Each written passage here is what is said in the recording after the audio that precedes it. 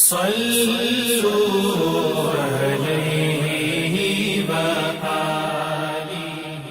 بخاری حدیث نمبر 11۔ لوگوں نے پوچھا یا رسول اللہ کون سا اسلام افضل ہے؟ تو نبی صلی اللہ علیہ وسلم نے فرمایا وہ جس کے ماننے والے مسلمانوں کی زبان اور ہاتھ سے سارے مسلمان سلامتی میں رہیں۔ صحیح بخاری حدیث نمبر 12۔ ایک دن ایک آدمی نے حضرت صلی اللہ علیہ وسلم سے پوچھا کہ کون سا اسلام بہتر ہے؟ فرمایا یہ کہ تم کھانا کھلاؤ اور جس کو پہچانو اس کو بھی اور جس کو نہ پہچانو اس کو بھی، الغرض سب کو سلام کرو۔ صحیح بخاری حدیث نمبر 13۔ حضور اکرم صلی اللہ علیہ وآلہ وسلم نے فرمایا تم میں سے کوئی شخص ایماندار نہ ہوگا جب تک اپنے بھائی کے لیے وہ نہ چاہے جو اپنے نفس کے لیے چاہتا ہے۔ صحیح بخاری حدیث نمبر 14۔ رسول کریم صلی اللہ علیہ وسلم نے فرمایا قسم ہے اس ذات کی جس کے ہاتھ میں میری جان ہے، تم میں سے کوئی بھی ایماندار نہ ہوگا جب تک میں اس کے والد اور اولاد سے بھی زیادہ اس کا محبوب نہ بن جاؤں۔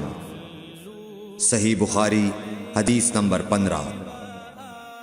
حضرت صلی اللہ علیہ وسلم نے فرمایا تم میں سے کوئی شخص ایماندار نہ ہوگا جب تک اس کے والد اور اس کی اولاد اور تمام لوگوں سے زیادہ اس کے دل میں میری محبت نہ ہو جائے۔ صحیح بخاری حدیث نمبر 16۔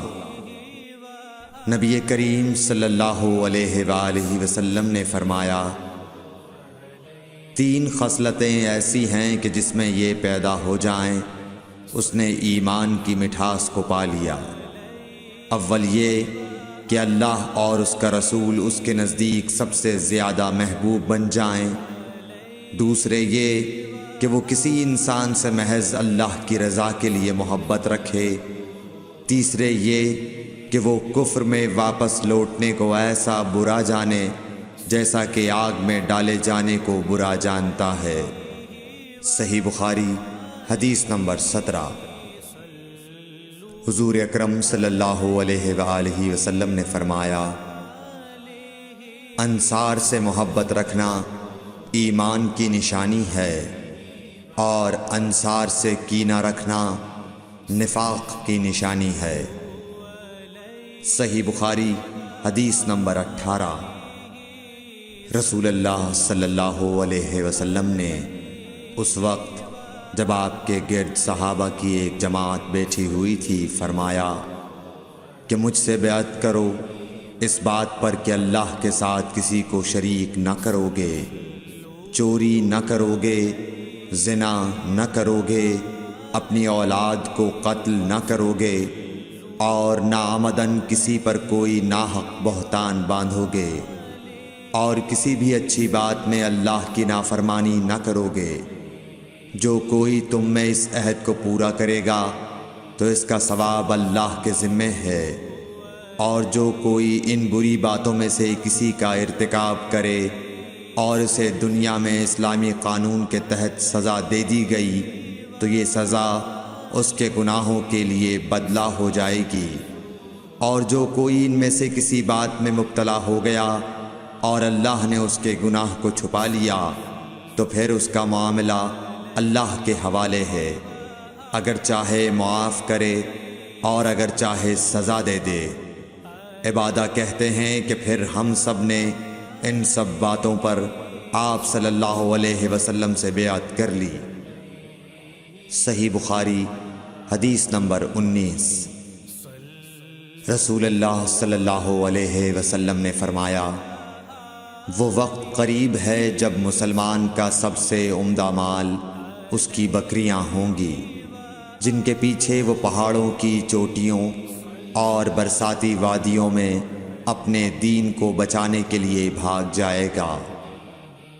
صحیح بخاری حدیث نمبر 20۔ رسول اللہ صلی اللہ علیہ وسلم کسی کام کا حکم دیتے تو وہ ایسا ہی کام ہوتا جس کے کرنے کی لوگوں میں طاقت ہوتی۔ اس پر صحابہ کرام نے عرض کیا کہ یا رسول اللہ، ہم لوگ تو آپ جیسے نہیں ہیں، آپ تو معصوم ہیں اور آپ کی اللہ پاک نے اگلی پچھلی سب لغزشیں معاف فرما دی ہیں، اس لیے ہمیں اپنے سے کچھ زیادہ عبادت کرنے کا حکم فرمائیے۔ یہ سن کر آپ ناراض ہوئے، حتیٰ کہ خفگی آپ کے چہرہ مبارک سے ظاہر ہونے لگی۔ پھر فرمایا کہ بے شک میں تم سب سے زیادہ اللہ سے ڈرتا ہوں اور تم سب سے زیادہ اسے جانتا ہوں، پس تم مجھ سے بڑھ کر عبادت نہیں کر سکتے۔